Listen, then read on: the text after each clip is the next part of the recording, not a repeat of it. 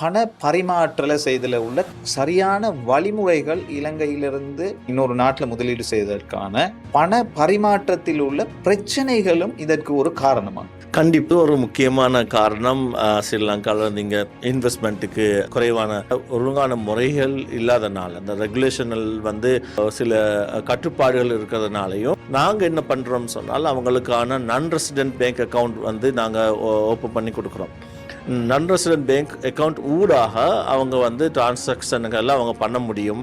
ரெண்டாவது இங்கே டெவலப்பர்ஸ்கள் case transfer ஆகிருக்கலாம், இல்லை கிரிப்டோ கரன்சி ஊடாக டிரான்சாக்ஷனாக இருக்கலாம். இந்த அமைப்புகளும் இங்கே இருக்கிறதுனால நாங்கள் ஒரு இன்வெஸ்டர் கிடைச்சா இந்த மாதிரி பிரச்சனைகளுக்கு எப்படி சொல்யூஷன் கொடுப்போமோ, அதாவது அவங்களுக்கு நாங்கள் இந்த பிரச்சனை சொல்யூஷன்களை நாங்கள் காட்டி கொடுப்போம்.